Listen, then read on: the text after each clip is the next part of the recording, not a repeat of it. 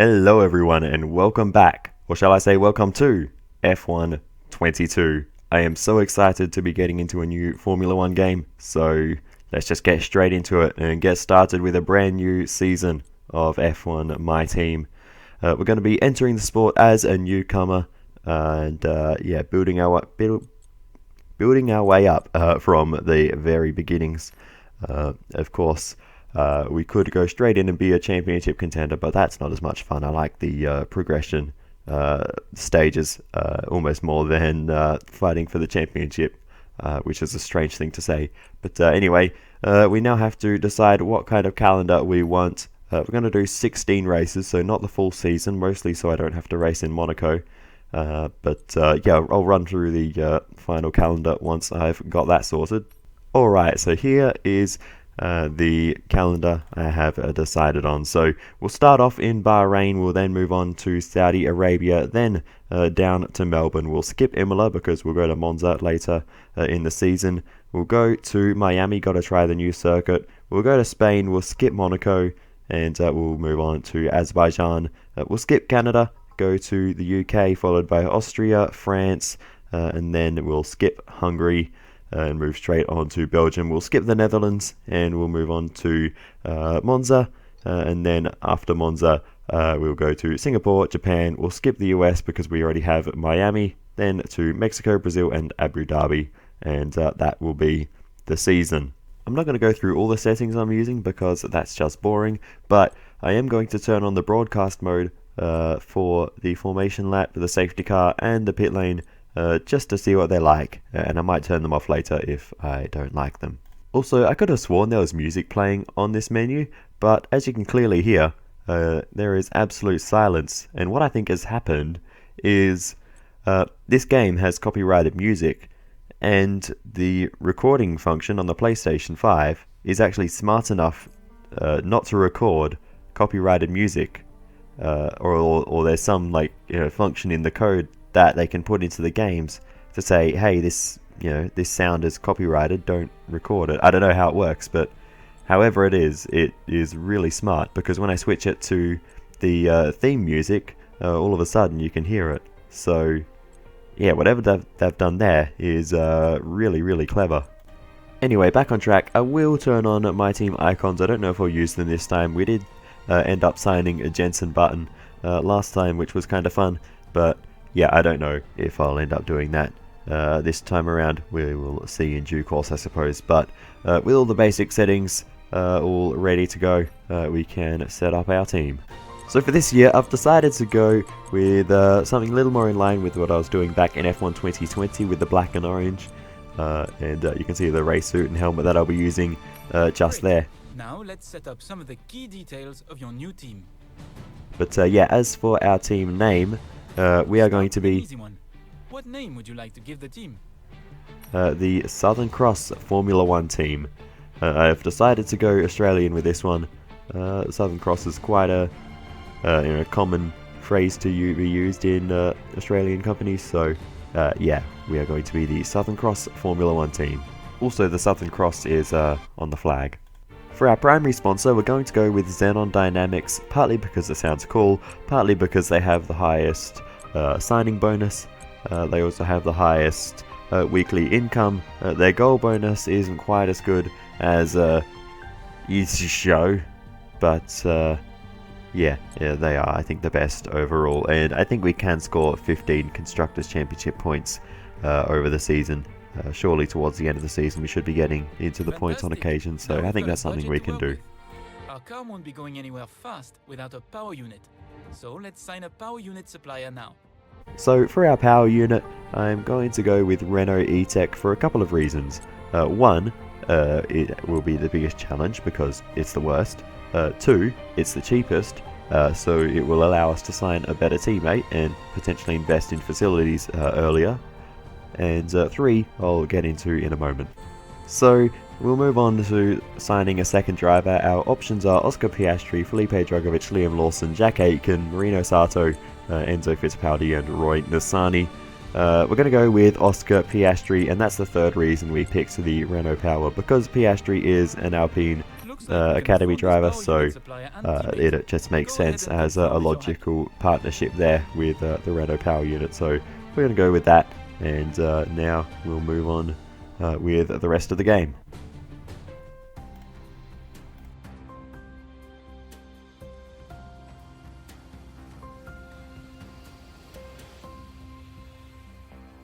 Hello folks, and welcome to this, a very special edition of Paddock Pass. We're here at the headquarters of Formula One's newest team for an exclusive first look at what they will be bringing to the sport. It's always an exciting moment to welcome a new team onto the grid. However, what makes this occasion a little more special is how strikingly different the cars are this year. Yep, the long-awaited new regulations are finally here, and with them, the start of the next era of Formula One. The 2022 season ushers in a change of direction to the regulations aimed at promoting closer racing, with new aero additions in the form of swooping front and rear wings, along with the new eye-catching 18-inch low-profile tyres that will push tyre technology to the limit. So then, the question remains as to whether this team can grasp the opportunity before them with both hands and lead the charge against the rest of the paddock. We'll find out soon enough, as the new season is just about to begin. But first, let's see the unveiling of the team's car and meet the owner of the brand new Formula One team.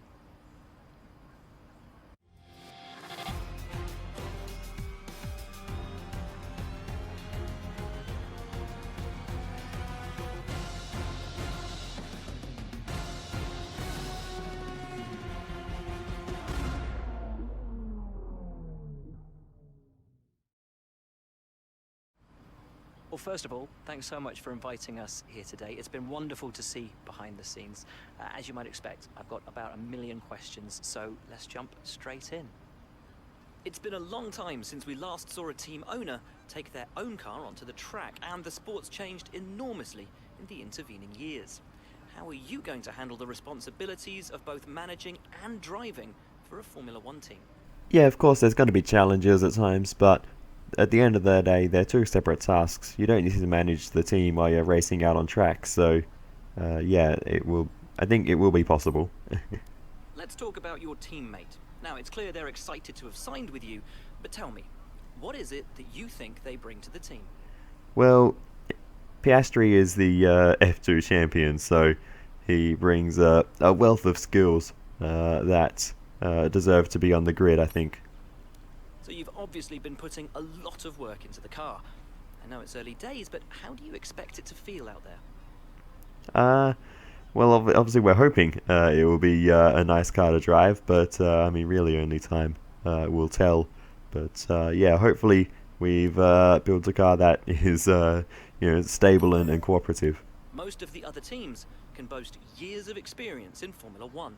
Where do you see the opportunities to make those vital performance gains you need to put you within reach of the other cars?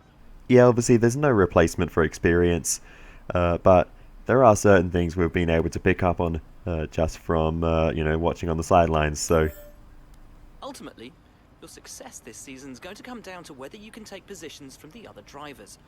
What is it about your car that's going to give you that edge in those battles? Durability. And finally, with so many specialist departments working together here at your headquarters, and with such an important deadline coming up, who's getting that coveted Teacher's Gold Star? Which group do you feel the most proud of right now? If you're going to make me choose, I got to say the chassis department. Well, thank you so much for your time. It's been wonderful to get an insight from you, and of course to see around the headquarters. Thank you for today. Really appreciate it, and thank you all at home for watching as well. We'll see you very soon. Okay, so apologies if Will Buxton was a bit quiet there, but I had the volume turned up to the max. I cannot make him any louder, so yeah, that's just a bit of a weird thing there. But anyway, activity timeline now. We're going to go with the driver training camp to boost all of Piastri's stats, including focus, and we will also do the merchandise sale, which will generate quite an amount of cash for us, which will be very, very useful. Also, our new R&D guy's name is Ben, apparently. Speaking of R&D, we can grab a few upgrades right away. And the first one we're going to do is the rear floor under tray weight redistribution upgrade. And we'll also do the engine power upgrade to the ignition systems. And yes, I'm just doing basically everything the game recommends because I tend to agree either way. So this seems like a good a time as any to show off the R&D chart, so let's see where everyone stacks up at the start of the season. Ferrari just ahead of Red Bull, but not much to separate them. Third fastest is Mercedes, ahead of Alfa Romeo, who topped the midfield fight, which is cool to see. Yeah, they've been quite competitive this year, so I guess that makes sense. Even Guanyu ZHOU has scored some decent points when his car hasn't had reliability dramas, so yeah, that's I guess that makes sense. Alpine 5th fastest, ahead of AlphaTauri. Haas, McLaren probably a little bit further down than I would have expected, followed by ourselves, and then Aston Martin and Williams at the bottom. So yeah, we are relatively close to the back of the field, maybe just sneaking out of Q1 kind of level if we're lucky. So yeah, we'll see how it goes, but yeah, that is the R&D chart for the start of the season. Another thing of note is the way gearboxes have changed for this season. We get 4 across the season and we can use them however we like, rather than the old system of the gearbox having to last 6 races. It achieves basically the same result. Actually, I believe that is a change in real Formula 1 as well as the game, and that is a logical change in my opinion, because yeah, it achieves exactly the same thing, just a fairer way of doing it, I suppose. So yeah, we're also going to grab a few of these driver perks. I feel like there's one less than last year. I feel like there was 4, but I can't quite remember which one was missing. But anyway, no point looking at the driver market quite yet, but I did notice Nico Rosberg was missing from the list of icons here in the driver market. So yeah, it's all the same My Team icons as last year, minus Nico Rosberg. It seems he's gone missing. So yeah, that is that. But anyway, let's just move on. So we move on through the timeline then for the first time, and we get our first batch of resource points in this game. Unfortunately, it's not quite enough for us to do anything with, so we're just going to back out of that one and continue through the timeline once again until we can get more resource points in our pocket. There it is, more resource points coming in, and getting those activities done as well. And now we can afford to do another upgrade. And we need to actually sort of find out where we should focus our development. Aero department's not so bad. We're 7th on that list. Unfortunately, the chassis department not so good. I think we're 9th on that one. And the power unit department is even bleaker reading there. Last in the power unit rankings. But that makes sense with the Renault Power. It's just not a great power unit, it seems. So yeah, we got some work to do in that side of things, but unfortunately we actually can't do anything more there at the moment, so we're going to have to work on the chassis, and yeah, we'll buy a weight reduction upgrade there, and we'll head back to the timeline and continue forward to the Bahrain Grand Prix. We get our first upgrade equipped onto the car. That is the redistribution upgrade that we bought earlier, so that's a chassis upgrade that will help us hopefully be a little more stable around the Bahrain circuit. But yeah, I think we are ready to go to the first round, so nothing else left to say. Let's just get into it. Welcome to your workstation. Everything should be set up and ready to go. I'm Ben. Anything R&D, I'm the person to talk to. Oh, and it's tradition for the team to go out for a bite to eat at the end of the race weekend, if you're interested. Do well, and it's all on me. Yes, more pizza. Awesome. Alright then. Yeah, I don't think there's really anything too much to say about this. It all looks similar to last year. I'm just grooving out to the music here. But yeah, let's stop getting distracted and just get into practice and yeah, see how the cars handle in this year's game. I'm very excited. New rules, new regulations, entirely new design philosophy for the cars. So there'll be plenty to learn as we head into practice for the first time.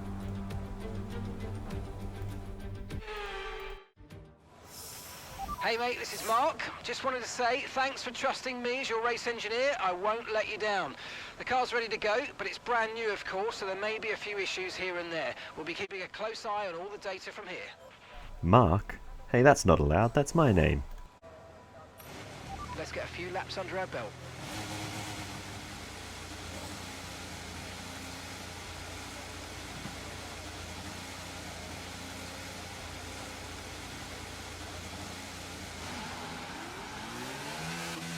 Alrighty then, here we go, out onto the circuit for the first time. Been a while since I've used a Renault power unit. Obviously I used Honda for the entire time in the previous game. So yeah, I guess it would have been F1 2020 when I last drove a Renault powered car. But you can see right away having a little bit of an issue on the pit exit. The car very, very sketchy. I'm just going to hope that's the cold tyres. And okay, just want to remind you to keep an eye on your tyre temperatures, which you can do on the temperature panel of the MFD. We monitor carcass temperature and surface temperature. You'll get the best performance when they're both inside a normal operating window. Surface temps tend to fluctuate faster, so try a few laps with the data open and get a feel for how to control them. I think I have some more serious issues at the moment, because this car is on edge, even at low speed. It feels like there is absolutely no sense of rear grip. So it's going to take me quite a while to get used to this one, running a little wide there, but staying on the track is the least of my worries at the moment, because I can already tell from the first half a lap that the handling model has changed significantly, and it is going to take me quite a while to get used to it. Oh my goodness, seriously, this is ridiculous. I'm going to need a lot of practice to get used to this. So yeah, I'll be back in about 3 days. Okay, so after an ungodly amount of practice and turning traction control back onto medium after having it turned off for quite a long time now, I finally managed to get up to speed in this game, at least to somewhat mediocre level, and you can see on the durability of the components how many laps I did. I did 49 laps of practice. That's almost a whole Grand Prix. Like, that's insane. I've never done that many practice laps in my life. But anyway, that was necessary to get used to this handling model. But yeah, it is still going to be difficult. These cars are so on the knife edge of spinning at every corner. It's yeah, it's going to take me a long time to get fully used to it and up to speed in this game. But I look forward to the challenge. So yeah, we now head into qualifying. So we will see what we can do here. I've also been messing around with the camera settings. That's helped as well. So you'll see what I'm running shortly enough. But anyway, into Q1 now. So let's see what we can do. So here we go then for our first ever flying lap in the Southern Cross Formula 1 car. I didn't actually come up with a chassis designation for this one. Southern Cross, let's go with SC1, we'll call it that for now, and that's a work in progress. But anyway, yes, you can see the camera settings as well are quite extreme. I've moved it I think as far back and as far upwards as it goes, and tilted it down, and I've also made the field of view wider as well. Not sure if that's on the maximum, but yeah, very I guess extreme camera settings, but it's how I like to drive, and that's basically how I've set it up. Big moment out of the final corner though as we head towards the line, opening the DRS now, and we set our first time. That is actually good enough to get us into Q2 so far. We're in 15th position, Oscar Piastri up in 13th, so he's doing a fantastic job. Our car is actually pretty decent, it seems. We're third worst on the R&D chart, so I was expecting us to get knocked out in Q1, or maybe one of us could get through, but right now we're on target for both of us. We move on to our second lap. We gain a lot of time through the last corner, despite being red briefly there, and we will move even higher up the field, up into 12th position. So that's a great effort in Q1 to get through into Q2. Will Piastri get through as well? Yes, he does. Oscar Piastri backing me right up in 13th. So yeah, we are very similar on pace, and both into Q2. That is unbelievable. Did not expect that one. So who is knocked out then in this session? We've got Nicholas Latifi at the back of the grid, Mick Schumacher knocked out, Lando Norris knocked out in the McLaren, as well as Alexander Albon knocked out, and Esteban Ocon along with Sebastian Vettel. So yeah, that is a bit of a crazy result in Q1. I did not expect that, but we are both through into Q2. Let's see what we can do from here. So on to Q2 then. This was unexpected, but we are surely going to make the most of the opportunity, and yeah, we'll see what we can do as we get our first Q2 flyer underway. And already, as soon as I say that, we move on to the middle sector, getting through that double left-hander of turn 9 and 10 a little bit more nicely this time, although the lap has not been perfect up until this point. Yeah, you can see I'm just still struggling with this car. I just don't have the confidence to just turn into the corners as aggressively as I did back on F1 2021. So yeah, it's just it's definitely not a confidence-inspiring handling model. I can say that for sure. But anyway, I'm sure I'll get there with enough practice. I've been talking about that enough so far. So let's focus on what is actually going on at the moment, because we have just set a better time than what we did in Q1. We're into the 33s now, but that was a spin on the next lap. So I was not able to improve on a consecutive lap there, but that one has put us up into 12th position, so that's a pretty good effort, and we'll see if we can improve on that as we get our second flyer underway. Unfortunately, we're behind Ricciardo, so that may limit our potential as we go for a spin, and there goes the second chance, and we will not have any opportunity to improve on our lap time now, as we flick spin the car around and give a bit of a smoke screen to some of our competitors there. They probably won't be too impressed with that, but nonetheless, we get moving once again. But yeah, we're out of qualifying, and we're going to be down in a 13th position in the end. Not too bad, I'll take it. That's certainly better than I was expecting coming into the weekend, so yeah, not disappointed by that at all. And Oscar Piastri 14th, so he's right there as well. And just for good luck, just behind Piastri, you can't see it on the screen there, is Daniel Ricciardo, the other Australian. So the three Aussies in a row on the grid, which is cool. But Lance Stroll also knocked out down in 16th position, along with Lewis Hamilton and ZHOU Guanyu. They've capitalized the wrong half of the name there. We won't worry about that. But yeah, that means there's a bit of a variety in the top 10. Both Ferraris get through along with both Red Bulls, but only one Mercedes of George Russell getting through, which is interesting. No McLarens.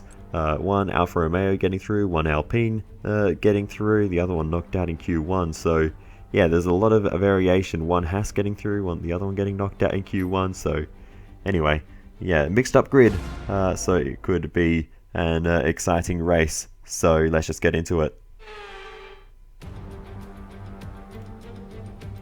Months of rumour and speculation all come to an end today as we return to racing for the opening event of what promises to be an enthralling season. Welcome along then to round one of this year's Formula One World Championship. We'll be racing around 3.36 miles of the magnificent Bahrain International Circuit today. Keep an eye out for drivers locking the front left down into the tricky braking zone of turn 10. Off the back of a fantastic qualifying session, it's time to see how our starting grid looks like for today's race. Max Verstappen put in a fantastic lap yesterday, and he'll start from pole position. Sergio Perez lines up alongside. As we continue through the rest of the grid today, we have Sainz, Leclerc, George Russell and Bottas, Fernando Alonso, Gasly, Magnussen and Yuki TSUNODA, Zhou, Hamilton, Fox and Oscar Piastri, Ricciardo, Stroll, Sebastian Vettel and Esteban Ocon, Albon, Norris, Mick Schumacher and Nicholas Latifi. That's it then, it's time to go racing as we head down trackside for today's race. A new season then, a clean slate where anything could happen. Anthony Davidson is with me today as once again we get another year of Formula One underway. We're into those tense few minutes before the first race then. Everyone's a little bit nervous about reliability. They haven't been running in the hot, turbulent wake of other cars in practice, and they've not been pushing at 100% for long durations. Let's hope no one has to deal with any nasty surprises. So here we are on the grid then for the first ever race in the new generation of cars, and there's been a mix-up in terms of strategy because we only have one set of medium tyres available, so that really changes things, because my standard strategy that I would use on most circuits would be soft 2 sets of mediums, and now that's no longer a valid option, so we're forced onto the hards and to do longer stints on the softs potentially, which is interesting. So yeah, it'll be interesting to see how that plays out. Also, a large variety of starting tyres for everyone else, which is something I've been hoping for a long time, so that'll be interesting too. Right, here we go then. The formation lap gets underway as the drivers prepare themselves for the first race of a brand new Formula One season. Each driver will be hoping to start this season on a high note. They certainly will be, and this is the broadcast mode for the formation lap. We're almost ready to start the race as the cars take their positions on the grid, with the drivers and teams making their final preparations. I love the vibe of this broadcast mode formation lap. I think I might stick with it. But anyway, there you can see in the midfield the 2 Southern Cross Formula One cars, Linus Stern and Daniel Ricciardo just tucked in behind there as well. It's going to be an exciting first race of the season, and I have never been more nervous at the start of a race on a Formula One game than right now, because I'm still not completely confident in this car, so let's hope nothing goes awry. So here we go then to the 5 red lights for the first time in F1 22. It's lights out and away we go for the Bahrain Grand Prix, and it's a fairly average start for us. Rocket ship start for Piastri, but he's got nowhere to go. They're going 3 wide ahead, and Piastri just completely blocked off. We have to take to the curb to avoid any contact as we're a little bit deep on the brakes as we go around the outside, and we've spun in front of the field, and we may have just about gotten away with no contact there. That would have been almightily close. Our teammate involved there as well, as we spun right across in front of him and a few other cars, but we were so lucky to get away with no damage there. I don't think we made contact with anyone. You can see Max Verstappen on pole position getting away well, but yeah, further back was absolute chaos. We were squeezed out onto the curb just trying to make sure we don't run into the back of anyone, but yeah, I think I just got out on the exit curb there and just lost the rear end, and yeah, just not enough rear tyre temperature I think on the opening lap, and just dropped it there. But I didn't see who was there other than our teammate, so we'll need to see. We're on board with Yuki TSUNODA at the moment, and he managed to avoid any contact with us, and we'll go now on board with our teammate Oscar Piastri to see what he saw. Look at the launch, absolutely stunning start from Oscar Piastri. That was absolutely brilliant. But into the first corner, late on the brakes, actually making some moves here, and then as we get to, oh geez, there was a bit late on the brakes there from the Aston Martin. Piastri avoids contact with us, and the Aston Martin gets through. I believe that is Lance Stroll. We'll see on board with the Canadian soon, as Piastri now goes to the outside of Lance Stroll, and he might actually make the move here all the way around the outside of turn 4. Brilliant work, Piastri, to keep the fight going there and left the inside line. They're going to have to keep fighting side by side, and Piastri will eventually get through as they exit the S's. Great overtaking move there from Oscar Piastri, and there's the onboard from Lance Stroll in the Aston Martin, and you can see how close that was. We may have made very slight contact. It's so hard to tell, but just a slight little nick on his front wing there, I think, with our right rear tyre, but there was really nothing in it. A few millimeters either way, I think, but nonetheless, we got away with it. Lance Stroll makes a pit stop for a new front wing, I think, as he comes in. So yeah, there it is. The crew going to work at the front end of that car. So yeah, he must have made contact with us, unfortunately for Lance Stroll, who was being very aggressive at the start of the race as well, going late on the brakes into turn 1. But yeah, we actually didn't lose all that much time, and it only took a few laps to catch the tail of the field.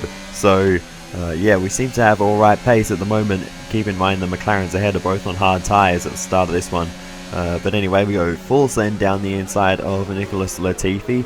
Good job by the Canadian to see us coming there, as looks like Daniel Ricciardo is having a battle up there with Sebastian Vettel, and Lando Norris may be getting involved in a second as well. 3 wide down the back straight, and Lando Norris is going to try and take the fight to his teammate now, as Vettel got absolutely swamped by the McLarens. Now we're sticking the nose in around the outside, side by side into the S's, and Vettel backs out. We go a little bit deep, and Vettel back in the fight as he just about sticks the nose in around the outside, backs out of it again, and now switches back to the outside once again into turn 8. Not enough space there for him, and we give him a little nudge that may have done some damage to the front wing of his Aston Martin, and we'll go on board to confirm that, as yeah, he got a great switch back here, and yeah, I think we just moved across into his line there as we entered the corner. So yeah, that one's on me. Just didn't quite to leave him the space in that situation. So Vettel now has damage, so it's front wing damage for both Aston Martins in the early phases of this one, as we go around the outside of Lando Norris, and we might get the move done here as he goes super late on the brakes down the inside of Ricciardo and almost smashes into the side of his teammate. Great job by Ricciardo to see him coming. He locked up the brakes but managed to give his teammate some room and not cause an accident. So good incident avoidance there from Ricciardo, as Norris now takes the position, and we get 2 for the price of 1 down into turn 1, and that is a lot of money when you're talking about McLarens, but we get through, and that is a nice little battle there with the 2 of them, and Ricciardo losing 2 spots in a very short time there, as the Aston Martin pit crew go to work on Sebastian Vettel's car, a new front wing for him. And that is a tough start to the first race for Aston Martin. And now Ricciardo's got a problem. Daniel Ricciardo car smoking there, and he is out of the Bahrain Grand Prix. Unfortunate for Daniel Ricciardo. There's a yellow flag up ahead as well, a separate incident, and that is one of the Hasses going for a 360. I believe that is K-Mag at the wheel there, and the Great Dane unfortunately gets a little bit too trigger happy on the throttle pedal there, and dumps a few places. He was putting the pressure on Piastri, but it was the Dane who made the mistake, as he now slots back into line. Kevin Magnussen returning to Formula 1 this year, and now trying to make the move on us just after he's recovering from the spin. So getting straight back into the action is Kevin Magnussen, as we're now fighting side by side into the first complex of corners, and we get through on Kevin Magnussen proper this time, and we remain ahead of him. So good battle there with Kevin Magnussen, and that's a free position for us, as we now set our sights on Alexander Albon up ahead. The Williams car, we should be able to catch him, but he is on the soft tyres,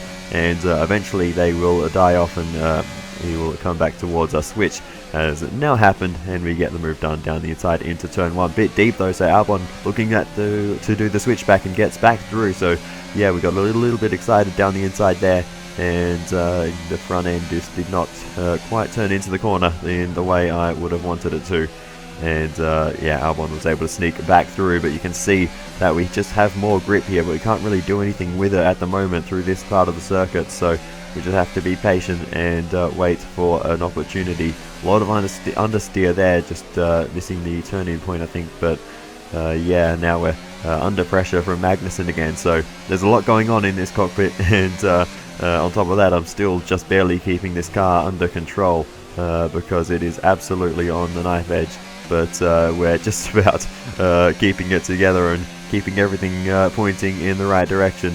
But we've lost a bit of time to Albon in the process, But soon enough we get that time back, and we'll go for the move down the inside into turn 1, and this time we go for a more diagonal line to the apex, and we will just about get through this time and make our way up another position. So into the pits we now go for our first stop. And it looks like the pit crew are out in the lane and ready to perform their magic on the car. They're going to be aiming to achieve the fastest pit stop time possible.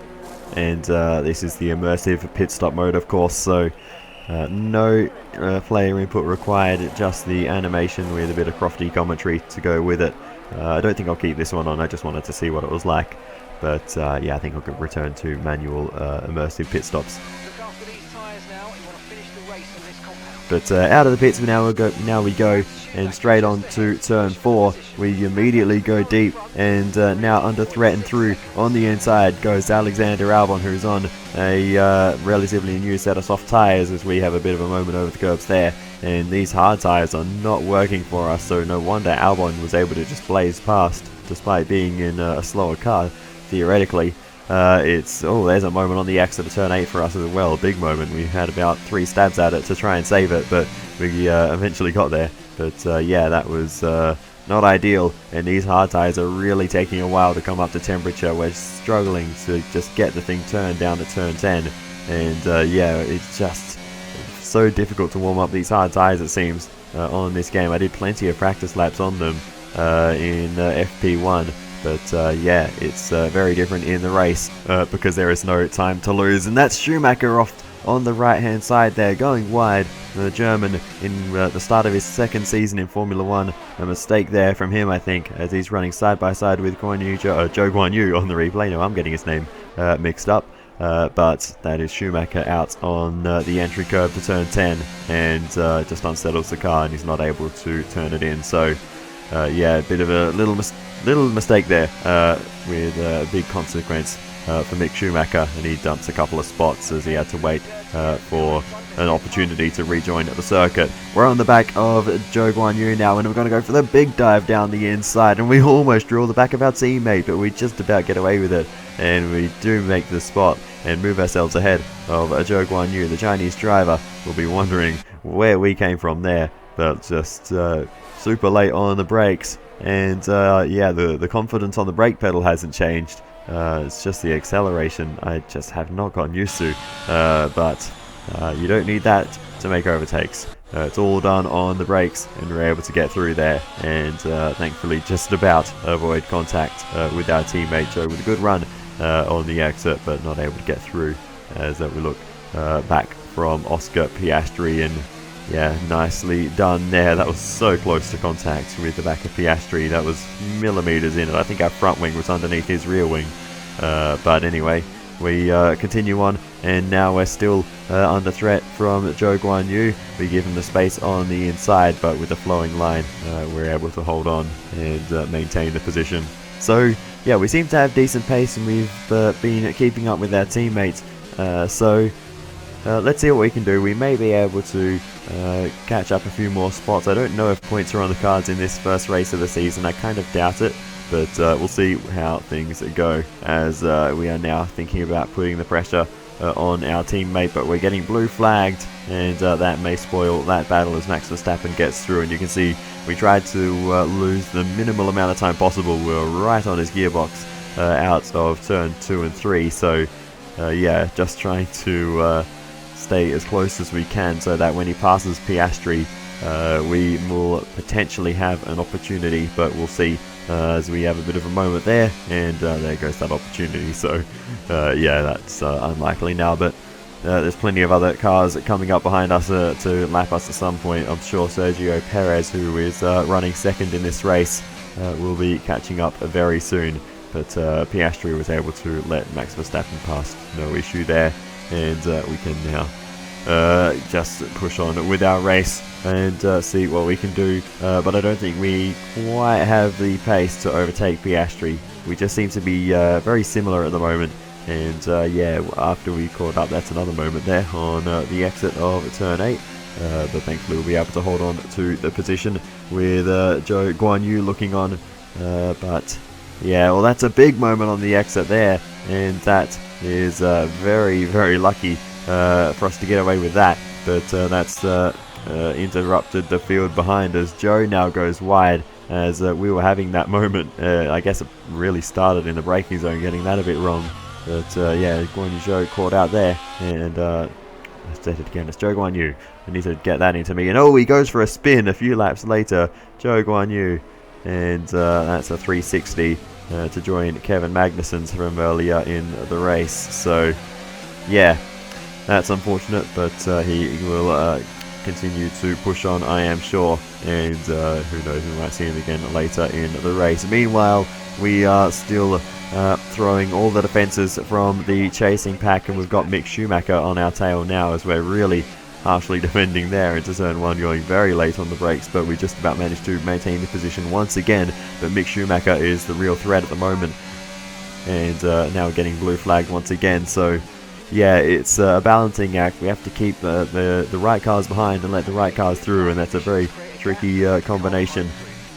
And yeah, we just need to make sure we are getting that right, and letting the race leaders pass at opportune times, as that is Max Verstappen again getting past. So I guess he made a pit stop, I don't know, but yeah, we just about managed to hold off Mick Schumacher as Verstappen was able to get through there, and that is exactly what we want. So yeah, we are going alright now. We just need to continue to hold this position. I think overtaking Piastri might be off the cards now, because he's driven away during this stint, although he's had a moment there in turn 4 as he was letting the race leaders through. So let's see what happened here. He's well offline, going along the straight, comes back towards the racing line a little bit, and then I think just got a bit of understeer, had a bit of a moment in the entry of the corner that really allowed us to close up to the back of our teammate. We'll go on board now with Piastri to see exactly what he was doing, and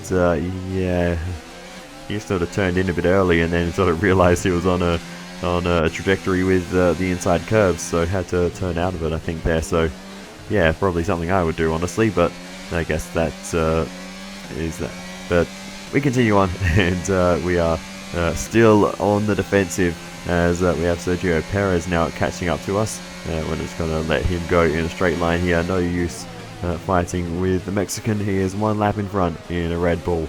So we'll try again to see if we can use Sergio Perez to overtake Piastri, and see if we can make anything of that. We were close with Verstappen, but with Perez, unfortunately, that was not an option. But now we are on the back of Piastri on our own, and we make the move down the inside, but we pull out of it. And the reason being is we've got Alexander Albon right behind us, and the last thing we need to be doing is battling and holding each other up, because Albon is right on our tail. We move across to cover the tyre driver as he goes further to the right. Piastri does a good job to block off that far inside line. We block off the outside, and Albon is left with nowhere to go. He gets boxed in as we go for a bit of a slide there through turns 1 and 2. But the key is we managed to hold off Albon, and now he's got to slow down and let the leaders through once again. So yeah, the leaders really interfering with our little battle here, but it's been a very good one with Albon, and working together with Piastri there to keep him behind, as we now are once again on the defense as we head up towards turn 11. Albon down the inside this time. We're going to try and hold it around the outside, giving him as much space as possible, as we're right on the limit of grip through that corner as it is, and we'll get on the inside curb of turn 11, but it's actually completely fine. That is usually a big no-no, that curb, but thankfully it seems we are okay there in this car, so that's great. But as we continue on, we do catch up to Piastri once again, so the pace sort of ebbs and flows a bit, and we have a bit of a moment there out of the final corner, and these little mistakes are really costing us, because that could have been a chance to get past with Albon now dropping off the back of us, and actually it's not even Albon behind anymore, it's Mick Schumacher once again. But yeah, we just keep making these little mistakes that you can see. But one driver who hasn't been is Max Verstappen, and he is going to be the driver that's to take victory in the first race of the season. Congratulations, Max Verstappen, the first winner in the new generation cars, and we a lap and a half behind and still trying to chase down our teammate. But yeah, to no avail as we head through turn 11. I was so scared of the car looping it there. I actually sort of turned back on myself through the middle of that corner when I didn't really need to. I was just prepared for it to start sliding and it never happened. So I just gave myself a bunch of understeer to put that simply. But nonetheless, we are going to come home in 14th and 15th position in the first round, and I am very happy with that result. Alright, race over. Take care of the car on the way in. To get 2 cars to the end in our first race in decent positions, I think is as much as we could have asked for. Lando Norris, I'll cover this a bit later on, he had a storming race. That's it then for another spectacular Grand Prix here in Bahrain, and a real champion's drive to take the win.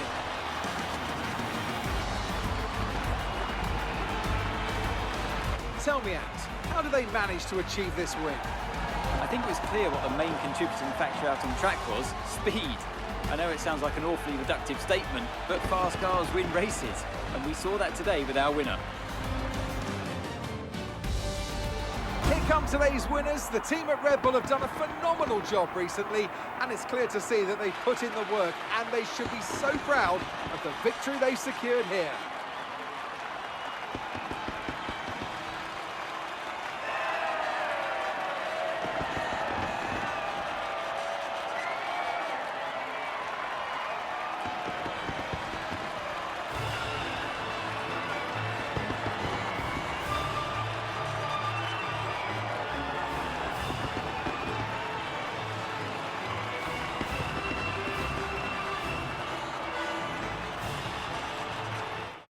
So then, it's time to see how this result affects the Drivers' Championship. Max Verstappen now leads the Drivers' Championship. So, Anthony Davidson, who would you rank as your driver of the day?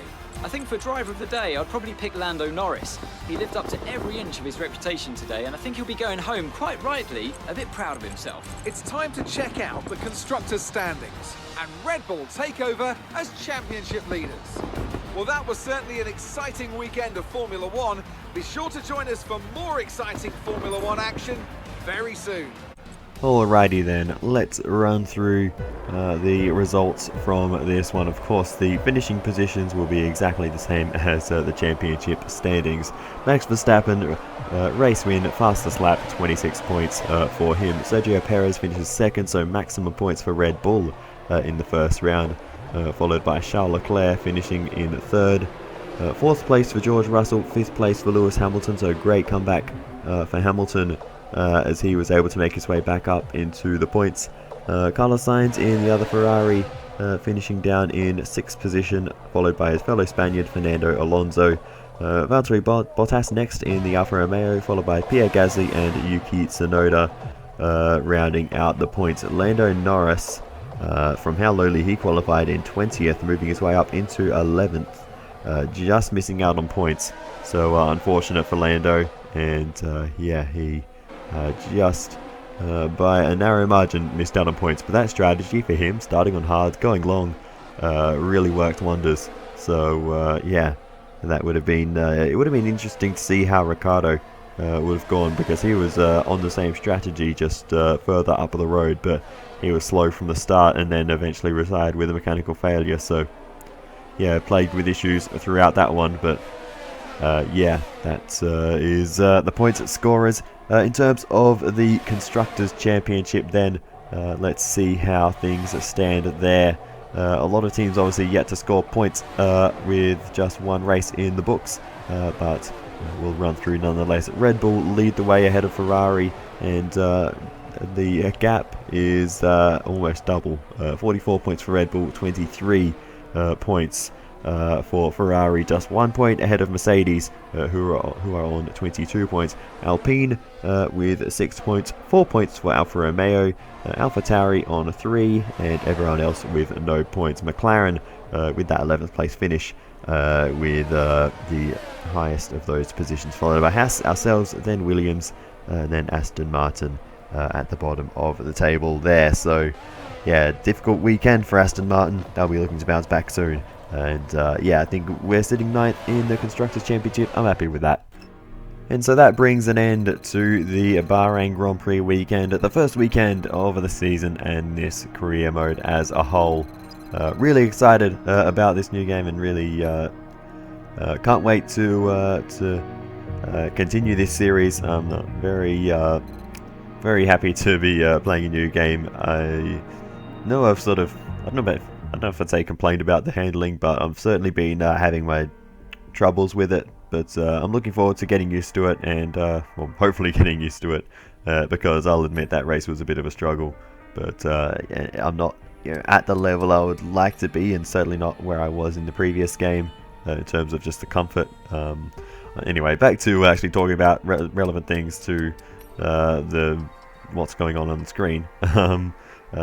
We have some money we can spend on a facility, and I'm looking at the personnel department to see if we can spend some money to make Oscar Piastri a little bit better, but I think it's not the time for that now. He's already as good as we need him to be. At the moment, we need to focus on the car and actually make the car worthy of scoring points. So yeah, we're going to work on the aerodynamics facility, and what we want to do is the quality control, I think, because that will reduce upgrade failures, because we just got one on the previous screen. That power unit upgrade failed. Of course, we're not working on the power unit department, but it's the same principle applies. We don't want upgrades to fail. We need upgrades on the car, and that's the bottom line. So the less they fail, the more we get.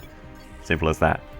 But anyway, I think that is just about going to do it for this one. We go through the timeline, and we get that activity out the way for Piastri, boosting his stats. Extra focus and experience for him is always very helpful. So that's great. But yeah, we now have this Pirelli hot lap. But we're not going to do that now. It's in Saudi Arabia, so it makes sense to do that next time. Besides, this video is already over 50 minutes long. My goodness. I only just realized. But yeah, so yeah, that is going to do it for this one. So I'll just stop it here and say thank you so much for watching all the way to the end. I really do appreciate it. Feel free to give me any feedback and ideas you have in the comments, and I will see you next time.